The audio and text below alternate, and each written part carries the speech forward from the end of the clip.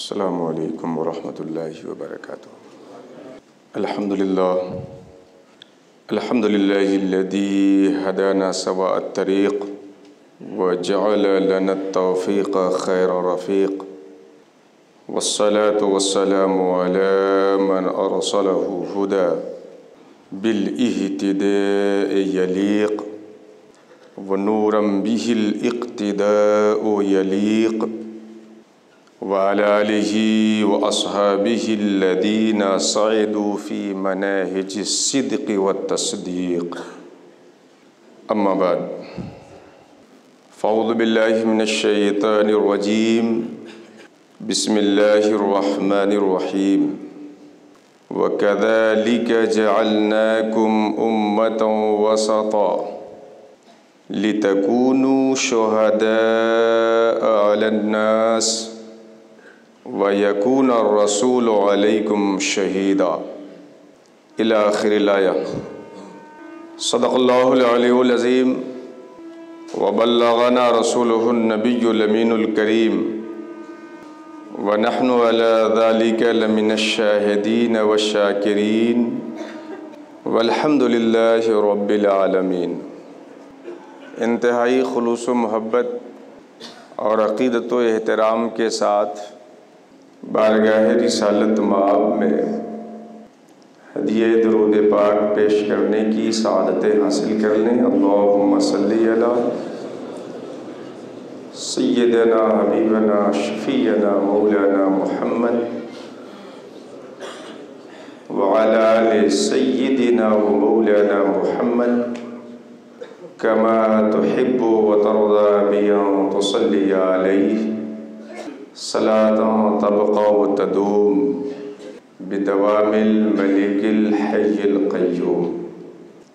عرس محبوب سبحانی و محبوب الہی علیہم الرحمہ کی مناسبت سے ہم سب خانقاہ عالیہ عارفیہ سید سراواں شریف کی اس روحانی عرفانی احاطے میں جمع ہیں۔ مولا کریم ہم سبھی لوگوں کی اس حاضری کو اپنی بارگاہ میں قبول فرمائے، اور ہم سبوں کے لیے اس حاضری اور اس مجلس کو بخشش کا ذریعہ اور توشہ آخرت بنائے۔ حضور محبوب الہی اور محبوب سبحانی کے فیضان کرم سے ہم تمام عقیدت مندوں کے دامن کو مالا مال فرمائے۔ ان محبوب بندوں کی نسبت سے ہماری ان تقریبات کے صدقے اللہ سبحانہ و تعالی پوری دنیا میں بالعموم اور وطن عزیز ہندوستان میں بالخصوص امن و امان کی فضا کو قائم فرمائے۔ آمین آمین یا رب العالمین، بجاہ حبیب کا سید المرسلین علیہ وعلی آلہ افضل الصلاۃ و اکمل التسلیم۔ میں نے قرآن حکیم کی دوسرے پارے کی سب سے پہلے صفحہ کی آیت کریمہ آپ کے سامنے تلاوت کی ہے۔ اللہ سبحانہ و تعالیٰ کا ارشاد ہے، وَكَذَلِكَ جَعَلْنَاكُمْ أُمَّةً وَسَطًا، اور اسی طرح ہم نے تمہیں امت وسط بنایا، اسی طرح ہم نے تمہیں امت وسط بنایا، لِتَكُونُوا شُهَدَاءَ عَلَى النَّاسِ، تاکہ تم لوگوں کے اوپر گواہ بن سکو، وَيَكُونَ الرَّسُولُ عَلَيْكُمْ شَهِيدًا، اور رسول تمہارے گواہ بن سکے۔ اس آیت میں اللہ سبحانہ و تعالیٰ نے فرمایا، وَكَذَلِكَ جَعَلْنَاكُمْ أُمَّةً وَسَطًا، ایسے ہی ہم نے تمہیں امت وسط بنایا، ایسے ہی۔ عربی گرامر سے تعلق رکھنے والے ہمارے طلبہ بھی بیٹھے ہیں، علماء بھی بیٹھے ہیں، اور جو عربی نہیں جاننے والے ہیں وہ بھی بیٹھے ہیں۔ آیت کا آغاز کذالک کے لفظ سے ہو رہا ہے، کذالک، ایسے ہی اللہ نے تمہیں امت وسط بنایا۔ عربی گرامر کے اعتبار سے کذالک میں کاف تشبیہ کے لیے ہے اور ذالک کا اسم اشارہ ہے۔ کسی دور کی چیز کو بتانے کے لیے، اس کی طرف اشارہ کرنے کے لیے جیسے انگلش میں ڈیٹ کا استعمال ہوتا ہے، عربی میں ذالکہ کا استعمال ہوتا ہے۔ اس ذالکہ اسم اشارہ پہ کاف تشبیہ کا داخل کر کے اللہ تعالیٰ اپنی اس آیت میں گفتگو کا آغاز فرماتا ہے، وَكَذَلِكَ جَعَلْنَاكُمْ أُمَّةً وَسَطًا، اور ایسے ہی ہم نے تمہیں امت وسط بنایا۔ یہ کذالک اس بات کو بتا رہا ہے کہ اس سے پہلے والی آیت سے بڑا گہرا ربط ہے، اس سے پہلے والی آیت سے بڑا گہرا ربط ہے۔ اگر یہ بعد والا حصہ مشابہ ہے تو وہ مشابہ ہے، اگر یہ ممثل ہے تو وہ ممثل لہ ہے، اگر بعد والے کو ہمیں بھرپور سمجھنا ہے تو اس سے پہلے والے کو بھی سمجھنا پڑے گا۔ وَكَذَلِكَ جَعَلْنَاكُمْ أُمَّةً وَسَطًا، اور ایسے ہی اسی طرح ہم نے تمہیں امت وسط بنایا۔ کس طرح امت وسط بنایا؟ تھوڑی سی ذرا اس پہلے والے ٹکڑے کو بھی اب اس نسبت سے سمجھیے جہاں سے دوسرے پارے کا آغاز ہوتا ہے۔ اللہ فرماتا ہے سَيَقُولُ السُّفَهَاءُ مِنَ النَّاسِ مَا وَلَّاهُمْ عَنْ قِبْلَتِهِمُ الَّتِي كَانُوا عَلَيْهَا قُلْ لِلَّهِ الْمَشْرِقُ وَالْمَغْرِبُ يَهْدِي مَن يَشَاءُ إِلَى صِرَاطٍ مُسْتَقِيمٍ۔ اس کا بیک گراؤنڈ، پس منظر آپ ذہن میں رکھیں تو بات سمجھنے میں آپ کو آسانی ہوگی۔ قبلہ اول سب لوگ جانتے ہیں کہ بیت المقدس ہے۔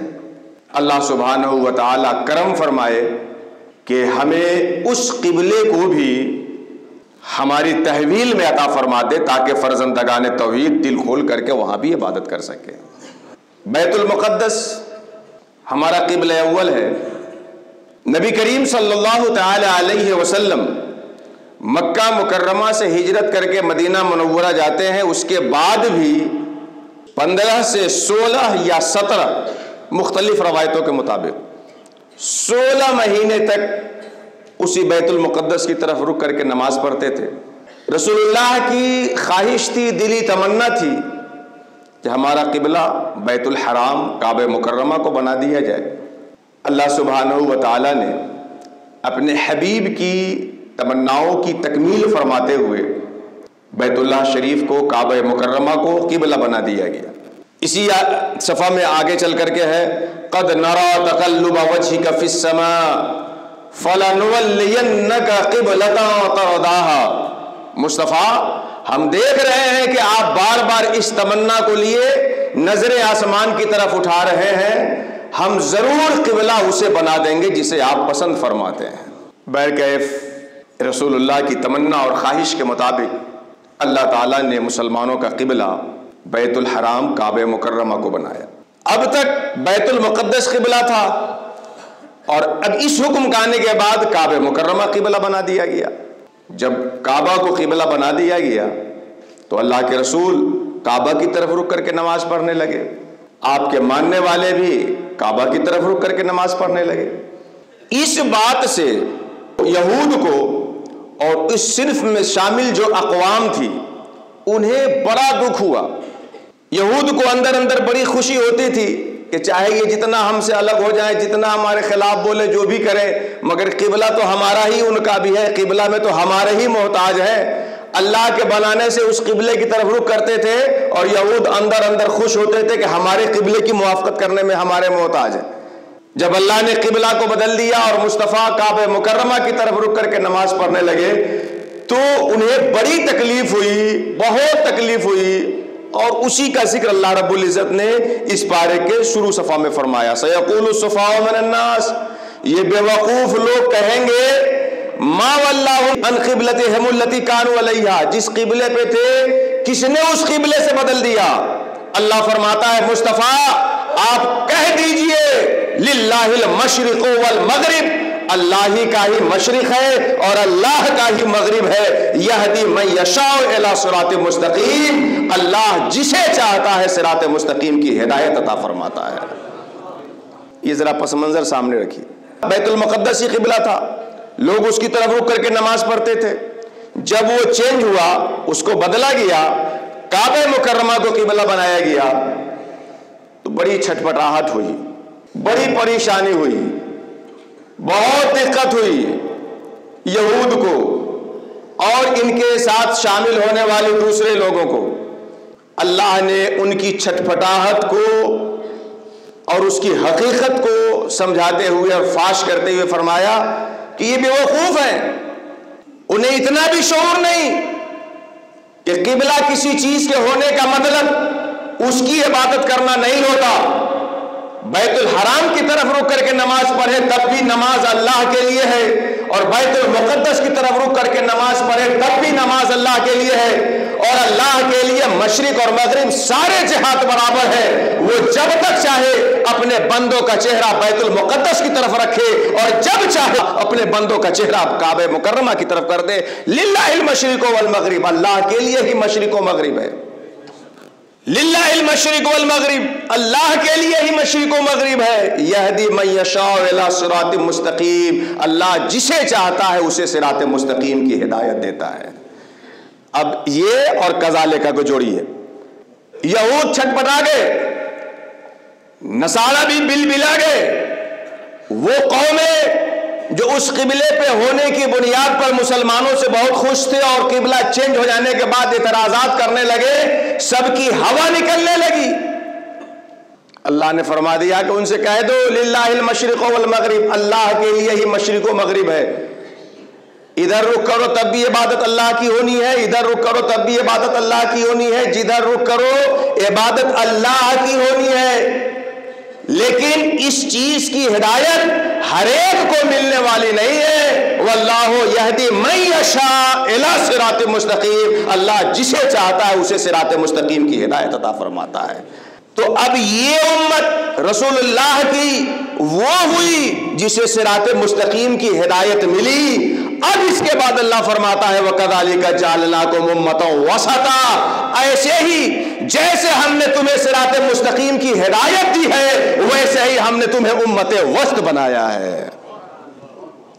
اب یہ دونوں ربط سامنے رکھ کر کے اب میری گفتگو سمجھیں۔ جس طرح اللہ نے تمہیں صراط مستقیم کی ہدایت دی ہے ویسے ہی اللہ تعالیٰ نے تمہیں امت وسط بنایا ہے۔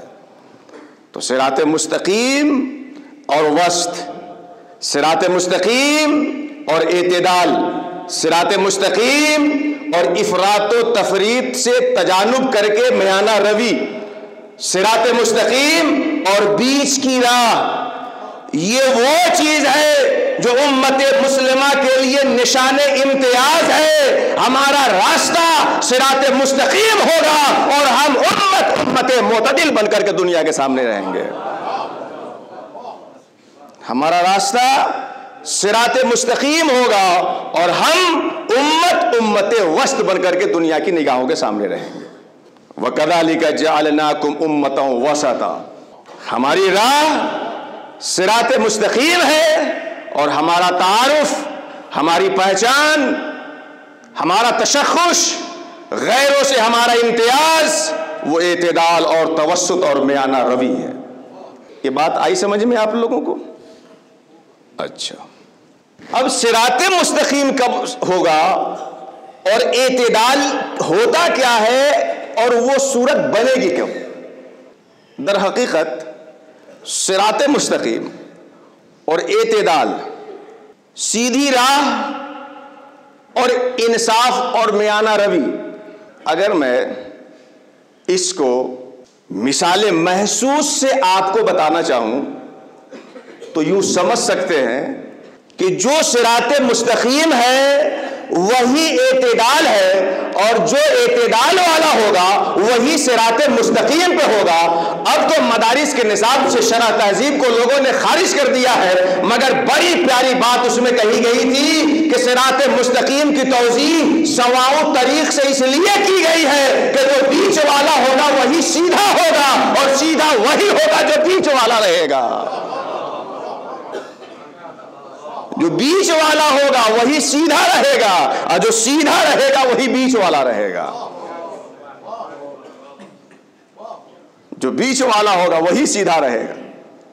آپ ایک لکیر کھینچیے نا سامنے، اوپر سے لے کے نیچے تک ایک سیدھی لکیر کھینچیے और एक दाएं से ले जाके घुमा के खींचिए, एक बाएं से ले जाके घुमा के खींचिए, एक दाएं बाएं घुमाते रहिए, तो जो बीच वाला रहेगा वही सीधा रहेगा, जो सीधा रहेगा वही बीच वाला रहेगा, जो बीच वाला रहेगा वही सीधा रहेगा, जो सीधा रहेगा वही बीच वाला रहेगा, जो सिराते मुस्तकीम पे रहेगा वो मोतदिल रहेगा, और जो मोतदिल रहेगा वही सिराते मुस्तकीम पे रह सकेगा।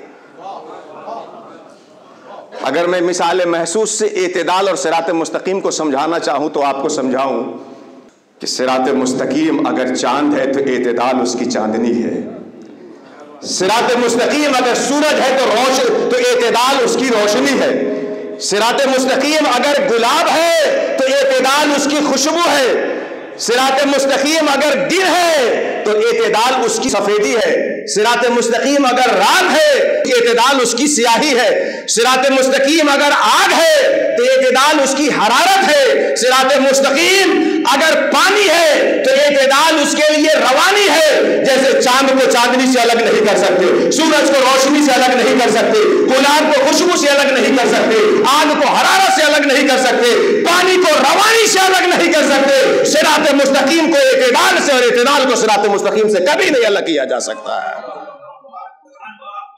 कभी अलग नहीं किया जा सकता है सिराते मुस्तकीम को एतदाल से और एतदाल को सिराते मुस्तकीम से। एतदाल है क्या? वस्त। वकदालिका जालनाकुम उम्मतन वस्त, ऐसे ही हमने तुम्हें उम्मत वस्त बनाया। वस्त है क्या चीज? वस्त की तारीफ यह की गई है कि वस्त वो मकाम है कि जिसकी तरफ निस्बत करते हुए तमाम जवानिब की मुसाफत बराबर हो। आप एक सर्किल बनाइए, गोल दायरा, यहां पे गोल दायरा, जैसे ये देखिए ओ बना हुआ है ना, महबूब सुबहानी में बी डबल ड्रो बी के बीच ओ, सर्किल, गोल दायरा, उसके बीच में एक नुक्ता फर्ज कीजिए, तो वो नुक्ता ऐसा मकाम होगा जिसकी निस्बत तमाम अतराफ और तमाम दायरे के हिस्से की तरफ बराबर होगी, सेम होगी। अगर सेम नहीं है तो इसका मतलब है सर्किल बनाने वालों ने सर्किल बनाने में कोई खता की है। वस्त वो मकाम है कि जब उसको किसी भी जानिब देखें तो सब की तरफ निस्बत करते हुए उसकी हालत बराबर हो जाएगी। इसी वस्त को आप बरज़ख से भी ताबीर कर सकते हैं। हालांकि बरज़ख एक मुस्तकिल मौजू है और ये सिरात मुस्तकीम और वस्तियत एक मुस्तकिल मौजू है, मगर मुश्ते नमूना खिरवार बसस्त दोनों को मिला करके अपनी फालसफा क्लियर करके बात आगे ले जाना चाहता हूं। बीच में आप नुक्ता फर्ज करेंगे तो उसके तमाम जवानिब जो निस्बत होगी वो बराबर होगी। ऐसे ही जो बरज़ख होता है वो इधर से भी बिल्कुल उतनी ही मुसाफत रखेगा और उधर से भी उतनी ही मुसाफत रखेगा। अब बरज़ख आप समझना चाहे तो देखिए, ये उर्स की सीन देखिए, सीन के इस खत को सफेद से खींचे हैं, उसके नीचे ब्लू कलर है, ब्लू कहां जहां पे खत्म हो जाता है और सफेद जहां से शुरू होता है, बिल्कुल वो नुक्ता कि जुज़ुल लज़ी ला यतजज़्ज़ा भी शर्मशार हो जाए, इस कदर खत्ते मुस्ततील बिल्कुल नुक्ता, वहां पे जाकर के वो बरज़ख बनता है। बरज़ख वो अपने अंदर इधर वाले को भी रखता है और अपने अंदर इधर वाले को भी रखता है, जिसका नतीजा ये होता है कि इधर वाला कहता है वो हम में से नहीं है और उधर वाला कहता है वो हम में से नहीं है।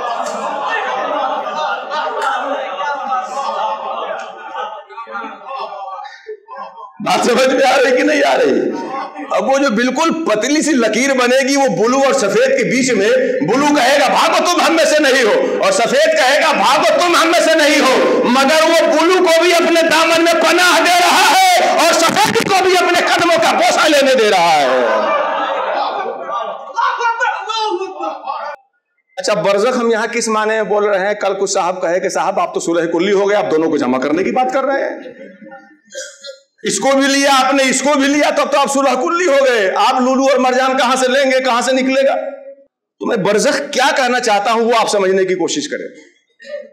आप सिरात मुस्तकीम जिस पे अहले सुन्नत व जमात गामजन है, अकीदे के बाब में ले ले तो भी इधर से खसक के बीच में आने वालों का नाम है अहले सुन्नत व जमात। आप अमल के बाब में ले ले तो भी इफरात से भागकर और तफरीद से दामन बचाकर खत्ते इस्तिवा पे जमा होने वालों का नाम है। आप اگر اخلاقیات کا باب لے لے تب بھی اہل سنت و جماعت اس طبقے کا نام ہے جو افراط کے گڈھے سے نکل کر اور تفریط کی خاردار وادی سے بھاگ کر بہترین خط استوا پر آ کر اللہ تک پہنچنے والی جماعت کا نام ہے۔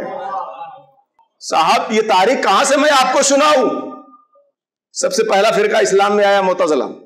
معتزلہ نے کہا کہ بندہ اپنے افعال کا خالق ہے، یہ جانب افراط میں گئے، بندے کو خالق بنا دیا، جبکہ عقیدہ مسلمانوں کا ہے کہ اللہ کے علاوہ خالق کوئی نہیں ہے۔ اس سے جب بھاگے تو اب جبریہ اتنا بھاگ گئے کہ انہوں نے بندے کو پتھر کی طرح مجبور محض بنا دیا۔ تو ایک گئے جانب افراط میں، ایک گئے جانب تفریط میں، اور ہماری تو پرانی ریت رہی ہے کہ ہم نے قدریہ سے دامن جھاڑا ہے اور جبریہ کو لات مار کر بیچ میں راستہ نکالا ہے۔ یہ تو ہماری پرانی ریت ہے کہ ہم نے قدریہ کو لات مارا ہے اور جبریہ کو دھکیل کر کے بیچ کی راہ نکالا ہے۔ اہل سنت کے نزدیک بندہ نہ خالق ہے نہ اپنے افعال میں مجبور محض ہے، بندہ اپنے افعال کا کاسب ہے اور خالق نہیں ہے، دونوں کے بیچ کی راہ نکل جاتی ہے۔ صاحب اب ہمارے یہاں بندہ مجبور بھی نہیں ہوا، ہمارے یہاں بندہ اپنے افعال کا خالق بھی نہیں ہوا، کچھ ادھر کی رمق بھی اس میں ہے اور کچھ ادھر کی کسک بھی اس میں ہے۔ اب اسی کو صلح کلی کہتے ہو تو بھاگ جاؤ، کہاں بھاگ کے جاتے ہو؟ امام غزالی رحمۃ اللہ تعالیٰ علیہ کی تو اس کے اوپر پوری کتاب ہی ہے، الاقتصاد فی الاعتقاد۔ اگر وقت میں گنجائش ہو، اور کتنی گنجائش نکالیں گے ایک اقتصاد کو سمجھنے کے لیے۔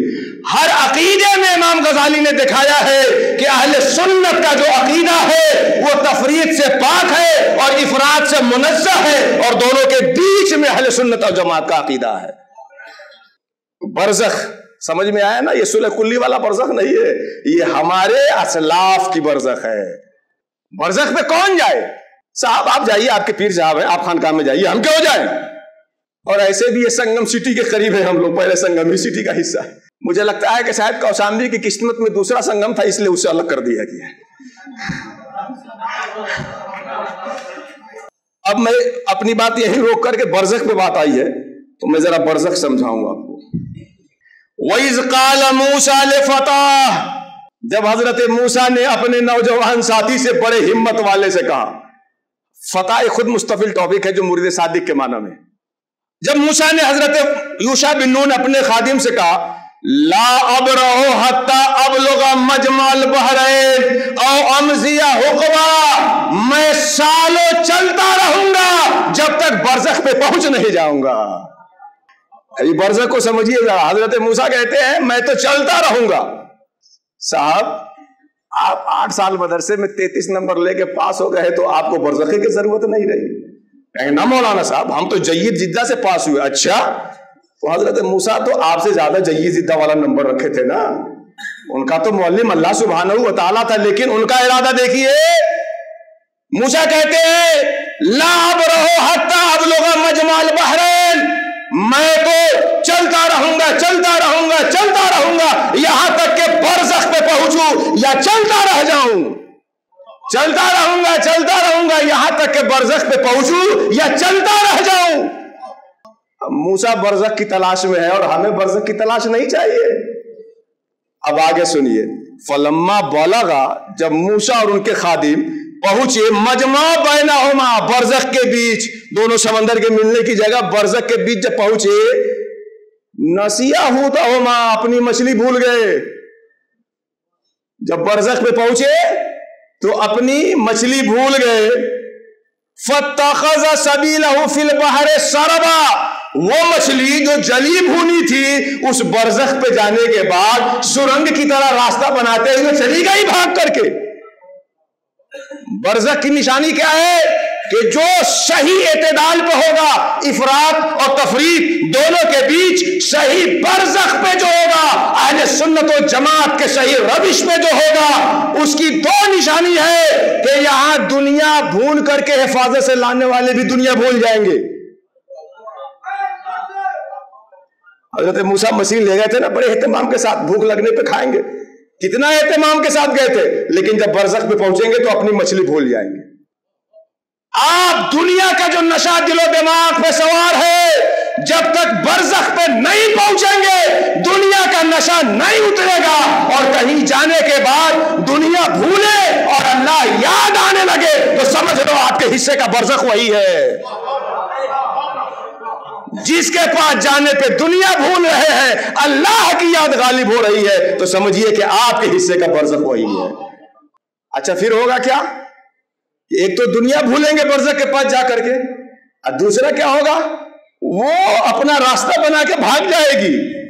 یہ دل جو دنیا کی محبت میں جلا بھونا ہے، جب برزخ کے پاس جائیں گے تو اللہ اللہ اللہ کہہ کے زندہ ہونا شروع ہو جائے گا، اور اپنی راہ بنا کر کے قرب کے مقام پہ سرنگ کی طرح بناتا وہ بھاگ کے چلا جائے گا۔ تو جو برزخ ہوگا جب وہاں جائیں گے تو دنیا مغلوب ہوگی، دنیا بھولیں گے، اللہ کی یاد غالب ہوگی، اور دل اللہ اللہ کی صدا بناتے ہوئے قرب کے مقام پہ بھاگتا ہوا چلا جائے گا۔ یہ ہے برزخ۔ اچھا، جو لوگ برزخ پہ ہوتے ہیں ان کی نشانی کیا ہوتی؟ یہ تو برزخ پہ جائیں گے تو آپ کو یہ ملے گا، لیکن جو برزخ پہ ہوتے ہیں ان کی نشانی کیا ہوتی ہے؟ سنیے، قرآن کہتا ہے، جب لوگ، اس میں بڑا قصہ طویل ہے، میں وہ سناؤں گا تو اپنی اصل بات رہ جائے گی۔ قصہ طویل ہے کہ آگے بڑھ گئے تھے، جب بھوک لگی تو خادم سے پوچھا، بتایا وہ تو مچھلی چلی گئی۔ ارے کہاں، وہی تو ہمیں ملنا تھا۔ آئے لوٹ کے، اب آگے قرآن کہتا ہے فَوَجَدَ عَبْدًا مِّنْ عِبَادِنَا۔ جب برزخ پہ آئے تو ہمارے بندوں میں سے ایک ایسے بندے کو پایا، آتَيْنَاهُ رَحْمَةً مِّنْ عِنْدِنَا، جس بندے کو ہم نے اپنی خاص رحمت سے حصہ عطا کیا ہے۔ یہ بتا رہا ہے یہ ٹکڑا کہ جو برزخ کے مقام پر ہوگا، جو صراط مستقیم کے کمال پہ ہوگا، اللہ کی رحمت کا خاص حصہ پانے والا ہوگا۔ آج لوگ اسی میں پریشان ہے کہ فلاں صاحب کے پاس فلاں بھی جاتا ہے، فلاں بھی جاتا ہے، فلاں بھی جاتا ہے، فلاں بھی جاتا ہے۔ ارے صاحب، وہ فلاں صاحب کوئی کنواں نہیں ہے کہ بڑا جانور گر جائے تو پورا پانی نکالنا پڑے نہ تو نجس ہو جائے گا۔ فلاں صاحب کوئی ٹنکی بھی نہیں ہے کہ اگر ایک چوہا گر جائے تو نجس ہو جائے۔ صاحب، وہ فلاں تو سمندر ہے، مائع جاری ہے، وہاں نجاستیں جا کے طہارت میں بدل کے آتی ہے۔ آپ بچو کہیں کوئی آپ کو نہ نجس کر دے۔ وہ تو دو سمندروں کو جمع کرنے والا ہے، جب وہاں کوئی جائے گا تو اپنی نجاست وہی دھو کے صاف ہو کے آئے گا، وہ سمندر کو نہیں نجس کر پائے گا۔ اور جو اللہ والے ہوتے ہیں، برزخ کے حاملین ہوتے ہیں، وہ تو دونوں سمندر کو اپنے ہاتھ میں لیے رہتے ہیں۔ تو جو لوگ اس مقام پہ ہوں گے ان کی پہلی نشانی کیا ہوئی کہ ہم نے انہیں خاص رحمت دی ہے اپنی۔ اچھا، دوسری وَعَلَّمْنَاهُ مِن لَّدُنَّا عِلْمًا، اور انہیں اپنی جانب سے خاص علم عطا کیا ہے۔ جو اس مقام پہ ہوں گے وہ سب کے لیے رحم دل ہوں گے، سب کے لیے رحم دل ہوں گے۔ ہم نے دیکھا ہے میاں حضور کو، کیسے کیسے علاقے سے لوگ آتے ہیں، خود یہیں کے رہنے والے جو ہمارے آس پاس کے لوگ ہیں، کھیتی کسانی سے آتے ہیں، پسینے میں شرابور ہوتے ہیں۔ ہم تھوڑی دیر کے لیے ہچکچاہٹ محسوس کرتے ہیں کہ دام نظر چھپا کے چھپ جائے، جب نہا دھو کے آیا ہوگا تو پڑھ کے سلام کر لو گے، کفارہ ادا ہو جائے گا۔ لیکن ہم نے حضرت کو دیکھا ہے، اللہ اللہ اللہ، آنے والا کوئی کپڑا گندا کیے ہوا ہے، کوئی بدن کی گندا کیے ہوا ہے، اور آپ اس کو سینے سے لگا رہے ہیں۔ ماں اگر اپنے بچے کو گندا دیکھ کے دھتکار دے گی تو صاف کرنے والا کون ہوگا؟ یہ ناز، یہ انداز ہمارے نہیں ہوتے سرکار، اگر آپ ہمارے نہیں ہوتے، ملتی نہ اگر بھی مجھے آپ کے در کی اس ناز سے مکتوں کے گزارے نہیں ہوتے۔ یہ سفید کپڑا یہ آپ کا صدقہ ہے۔ ماں اگر گندگی اور کچرے لگا کر کے آنے والے بچے کو ڈانٹ کے بھگا دے اور نہ صاف کرے تو صاف کون کرے گا؟ صاحب، یہ گندگی جو میں نے آپ کو بتائی نہیں، یہ کچھ نہیں ہے۔ کپڑا گندا ہو، جسم گندا ہو، یہ کچھ نہیں، معصیت کر کے آ رہا ہے، روح متعفن ہے، مگر اپنی بارگاہ میں مسکرا کے بیٹھا کر معصیت کے ازالے کو، معصیت کے نجاست کو ظاہر کرنے والے ہوتے ہیں۔ یہ کپڑے کی نجاست تو کوئی معنی نہیں رکھتی۔ ابھی مولانا عارف اقبال صاحب نے مثال دی نا، وہ ہر ایک پیر بھائی کا اور جو آپ کی صحبت میں رہتا ہے اس کا اپنا ذاتی تجربہ ہے، بلکہ جو جتنی زیادہ خطا کر کے آتا ہے نا اتنے زیادہ الطاف کا مستحق ہوتا ہے۔ وجہ یہ ہے کہ اس کو تعریف چاہیے، وہ تو پہلے ہی سے ڈرا ہے، سیما ہے، اگر تھوڑی سی ڈانٹ دے دیں گے تو نہ جانے وہ کیا ہو جائے گا۔ بتانا یہ ہم چاہ رہے ہیں کہ جو اتنا پہلے ہی سے ڈرا ہوا ہے اس کو دو چار جملہ کہہ دینے سے وہ ایمرجنسی کے لائق ہو گیا، بے ہوش ہو گیا۔ جو معصیت کر کے پہلے سے کانپ رہا ہوتا ہے اس پہ خاص عنایت اس لیے ہوتی ہے کہ کہیں دو چار جملہ کہہ دوں اور وہ راستہ چھوڑ کے نہ بھاگ جائے۔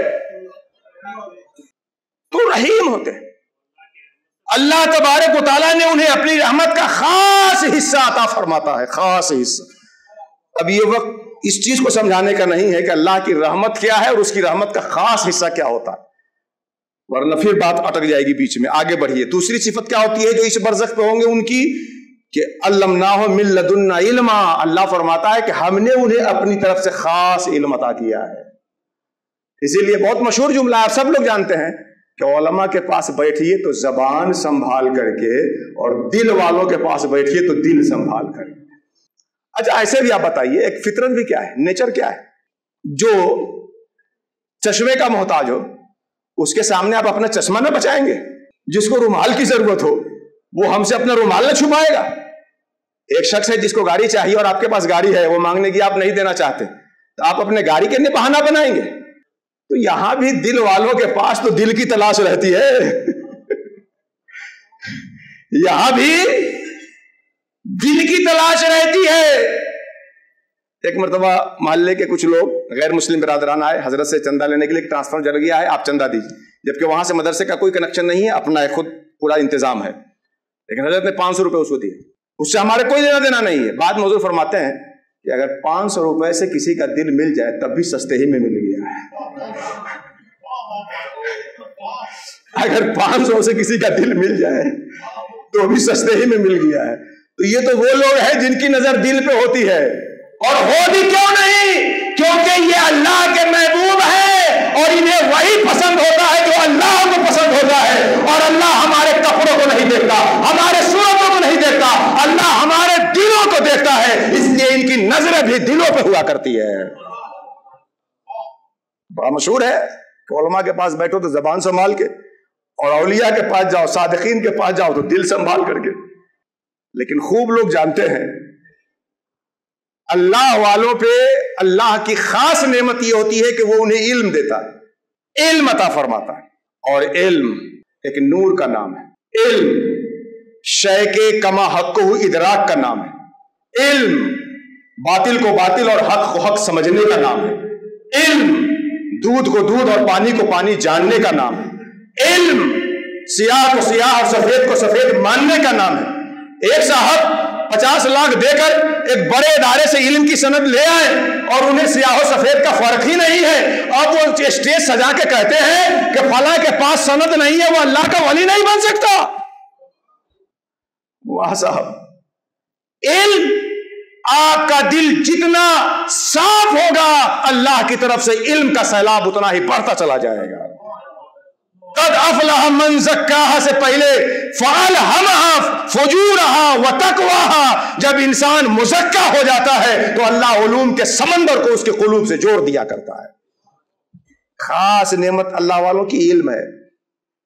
میں تو کہتا ہوں کہ جنہیں لگتا ہے کہ بخاری پڑھے ہیں کہ نہیں، میرزی پڑھے ہیں کہ نہیں، ہدایت الحکمت پڑھے ہیں کہ نہیں، فلاں اصول پڑھے ہیں کہ نہیں پڑھے ہیں، وہ بس صرف اور صرف خلوص کے ساتھ کچھ مجلسیں اٹینڈ کر لیں، وہ اپنی کتابوں کا نام نہیں بھول گئے تو پھر مجھ سے بتائیں گے، بھول جائیں گے کتابوں کا نام۔ تو یہ ان کی علامتیں ہوئی جو برزخ پہ ہوتے ہیں۔ حضور صاحب فیوز لامتناہی محبوب الہی سلطان نظام الدین اولیاء رحمت اللہ علیہ، جن کا ہم عرس منا رہے ہیں، محبوب سبحانی سیدنا شیخ عبد القادر جیلانی رضی اللہ تعالیٰ عنہ، یہ وہ نفوس قدسیہ ہے جو افراط اور تفریط کے بیچ صراط مستقیم کے شہسوار ہے۔ اللہ نے انہیں رحمت سے بھی حصہ عطا فرمایا اور انہیں علم کا بھی حصہ عطا فرمایا، اسی لیے ان کی خانقاہوں میں کالا گورا کوئی معنی نہیں رکھتا، فاسق عابد کوئی معنی نہیں رکھتا، جو ان کے پاس سچے دل کے ساتھ آتا ہے اس کے ظرف کے مطابق نوازنا ان کی ذمہ داری ہوا کرتی ہے۔ اب میں پھر پیچھے سمجھتا ہوں، گو بیک، برزخ پہ گفتگو ختم، اب کسی دوسرے موقع پہ برزخ کی بقیہ گفتگو ہوگی۔ میں جو گفتگو شروع کیا تھا وہاں پہ آئی، وَكَذَلِكَ جَعَلْنَاكُمْ أُمَّةً وَسْطًا، امت وسط بنایا اللہ نے ہمیں۔ امت وسط کا مطلب کیا ہوا؟ درمیان کی امت، بیچ والی امت، افراط اور تفریط سے محفوظ امت، سوائے طریق پہ صراط مستقیم پہ گامزن رہنے والی امت۔ یہاں ایک اگر امت اور اعتدال کا معنی دیکھیں، اب بہت پوائنٹ کی بات کر رہا ہوں، اب اس کو سمجھیے، مجھے یہ سمجھانا مقصود تھا جس کے لیے وہ باتیں میں نے کی، یہ سمجھیے۔ دراصل ہوا کیا تھا؟ کعبہ مکرمہ کو قبلہ بنا دیا گیا، بیت المقدس کو چینج کر دیا گیا، اب وابلہ مچا دیے، وہاں صاحب نئی کتاب لایا، نئی شریعت لایا، اور اب قبلہ جو سینکڑوں انبیاء کا تھا اسے بھی بدل ڈالا۔ اس کے مقابلے میں اللہ فرماتا ہے کہہ دیجئے کہ اللہ کے لیے ہی مشرق و مغرب ہے اور اللہ جسے چاہتا ہے صراط مستقیم کی ہدایت دیتا ہے، اور ایسے ہی میں نے تم کو امت وسط بنایا ہے۔ کیا سمجھ میں آیا؟ اس کو سمجھنے سے پہلے ایک تمہید سمجھیے، تب سمجھ میں آئے گا۔ وہ یہ کہ جو چیز بھی بنتی ہے، جو چیز بھی ہوتی ہے، اس کے ہونے میں جس کا ہونا شامل ہوتا ہے اس کا ہونا دو طرح کا ہوتا ہے، سمجھے کہ نہیں؟ جس کسی چیز کے ہونے میں کسی کے ہونے کو شامل ہو، دخل ہو، اس کا اس میں ہونا دو طرح کا ہوتا ہے، ایک جواہر ہے اور دوسرے آراز ہیں۔ یہ میرے طلبہ سمجھ گئے، ان کو بڑا مزہ آ گیا، میں عام لوگوں کو بھی سمجھاؤں گا۔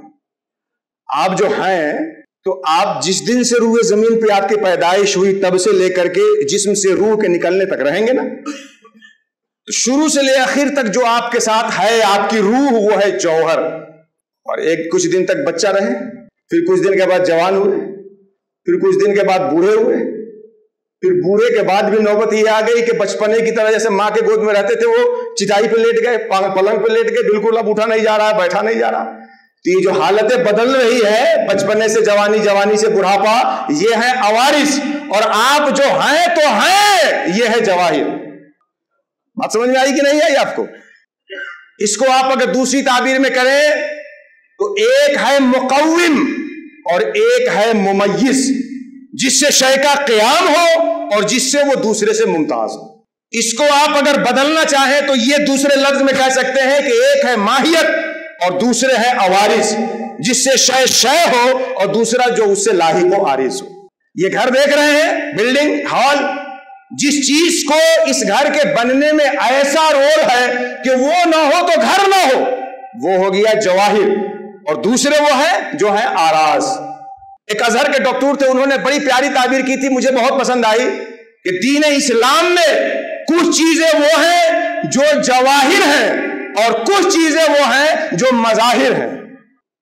کچھ جواہر ہیں، کچھ مظاہر ہیں۔ اس کو ٹیکنیکل ورڈ میں اگر اصطلاحی لفظ میں لائیں تو کچھ ماہیت ہے، کچھ عوارض ہیں، کچھ اس کے مقوم ہیں، کچھ اس کے ممیز ہیں، کچھ وہ ہے کہ وہ نہ ہو تو دین اسلام کا تصور ختم ہو جائے گا، اور کچھ وہ ہے کہ نہ ہو تو اسلام کا تصور ختم نہیں ہوگا، باقی رہے گا مگر مزمحل ہو جائے گا، خوبصورتی میں کمی آ جائے گی، اس میں حسن کم ہو جائے گا۔ اب یہ عرس کر رہے ہیں نا ہم لوگ، اس میں بھی دو چیز ہوگی، کچھ جواہر ہوں گے، کچھ مظاہر ہوں گے۔ جن کے عرس میں آئے ہیں ان کے لیے ایصال ثواب کریے، ان سے فیضان حاصل کریے، یہ جواہر ہے، اور گاگر بھی اٹھے، سندل بھی اٹھے، سما کی محفل بھی ہو، یہ ہے اس کے مظاہر۔ بات سمجھ میں آ رہی کہ نہیں آ رہی؟ اہل سنت و جماعت جس پہ ہم قائم ہیں، اللہ ہمیں قائم رکھے، اس کے کچھ جواہر ہیں اور اس کے کچھ مظاہر ہیں۔ جواہر وہ عقائد ہے جس پہ اہل سنت و جماعت کی بنیاد قائم ہے، جس کو تفصیل سے بیان کرنے کی ضرورت نہیں ہے اور وقت نہیں ہے۔ اور مظاہر، سلام بھی پڑھتے ہیں، فاتحہ بھی دلاتے ہیں، قیام بھی کرتے ہیں، یہ سارے مظاہر ہو گئے۔ اسی طرح سے دین اسلام کے بھی کچھ جواہر ہیں اور کچھ مظاہر ہیں۔ اللہ کی عبادت اور اللہ سے بندگی جب قائم کرنا ہوگا تو اس رشتے کے بھی کچھ جواہر ہیں کچھ مظاہر ہیں۔ اب اس جواہر اور مظاہر کا ایک فلسفہ سنیے، پھر اس آیت پہ آتے ہیں۔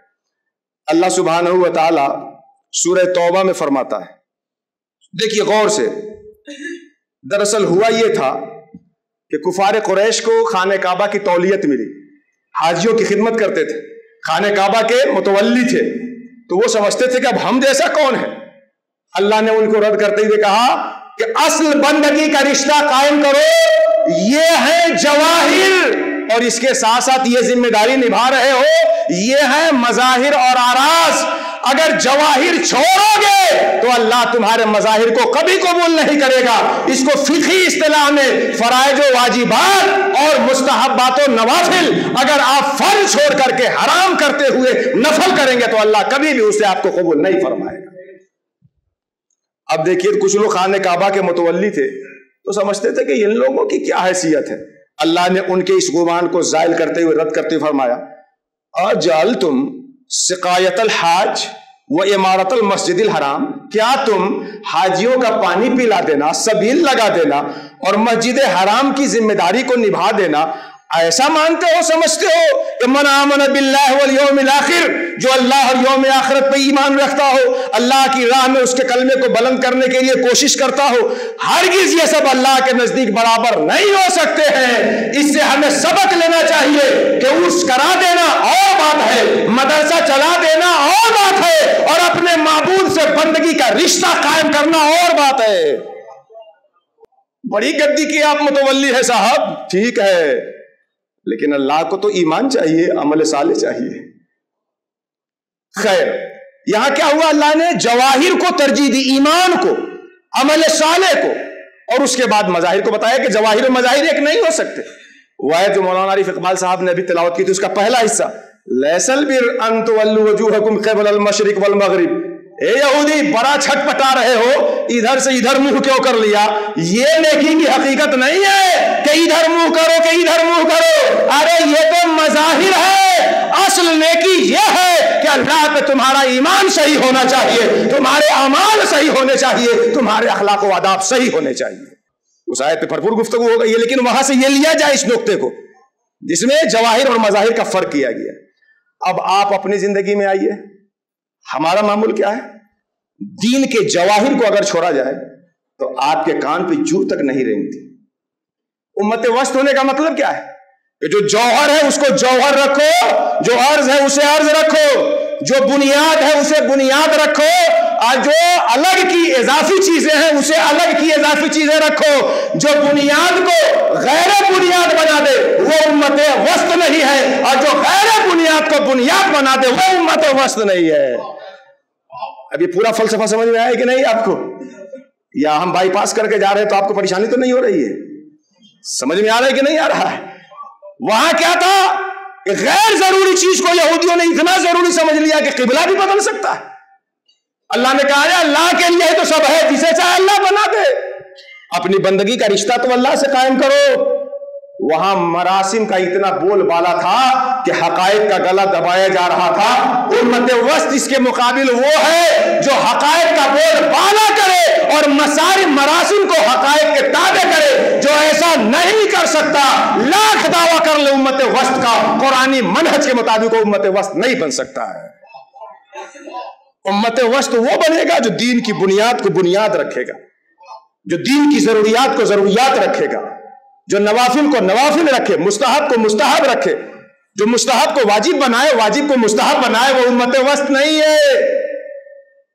اب آخری بات حضور شیخ عبد القادر جیلانی کی بتا کے میں سمیٹتا ہوں گفتگو، اور گفتگو میں نے طویل کرنے میں شاید جسارت کر لی ہے، اس کے لیے معافی چاہتا ہوں حضور داعی اسلام سے۔ میں آخری بات حضور غوث پاک کی بتاؤں۔ حضور غوث پاک فرماتے ہیں، احفظ راس دینک وَإِلَّا اقطع نسبتی، اپنے دین کی بنیاد کی حفاظت کرو ورنہ اپنی نسبت مجھ سے الگ کرو۔ حضور غوث پاک نے کیا فرمایا؟ احفظ راس دینک، دین کی بنیاد کو تھامو، جو جواہر ہے उसे छोड़ के मजाहिर में उल्टे हो। क्या सूरत हाल हमारी है? हुजूर गौसे पाक की 11वीं का महीना आया तो 11 देख हम आज बना रहे हैं, 22 देख कल आप बनाइएगा और 33 देख कल फला साहब नंबर में लगे हुए हैं। लेकिन नमाज, नदारत, ज़कात, नदारत, यही डेग जिन पैसों से बन रहा है वो पैसा हक मार के लाया है, भाई को सता के लाया है, दूसरे पे जुल्म करके लाया है। साहबो, आप न्याज दो मगर दीन की बुनियाद को पकड़ते हुए और हलाल कमाओ, खुद खाओ और अपने बुजुर्गों को न्याज देने की कोशिश करो। ये कौन सी अकीदत? हराम खा रहे हो, हराम ला रहे हो और वही हराम बुजुर्गों को पेश कर रहे हो। हुजूर गौसे पाक फरमाते हैं, एहफज़ रास दीन, अपने दीन की बुनियाद को मजबूती से पकड़ो। दीन की बुनियाद क्या है? ये मैंने एक ज़िमनी गुफ्तगू की है, तफसील के लिए आप अपने इलाके के उलमा से, अइम्मा से और गाहे बाहे हुजूर दाई इस्लाम की सोहबत में, उलमा रब्बानी की सोहबत में आए, बात आपको समझ में आ जाएगी। मौलाए करीम, मैंने ये बातें की मगर तू खूब बेहतर जानता है कि ये मेरा हाल है, मेरा कौल नासिहाना, मेरा फ़िल मुजरिमाना। तू करीम है, तू करीम है, तू करीम है, तू करीम है, करम का कोई ढूंढ ले बहाना। मौला रहमत हक बहा नमी जोयत, रहमत हक बहा नमी जोयत। हमारे पास वो कीमत नहीं है जिससे तेरी रहमत को अपनी तरफ मुतवज्जे कर सके। रहमत हक बहाना में जोयत, मौला जो बहाना बने तू बना के अपनी रहमतों से हिस्सा अता फरमा दे। बंदा दादे वो हासिल शुद फराग वमा अलैना या अखी इल्लल बलाग। अस्सलामु अलैकुम व रहमतुल्लाहि तआला व बरकातहू।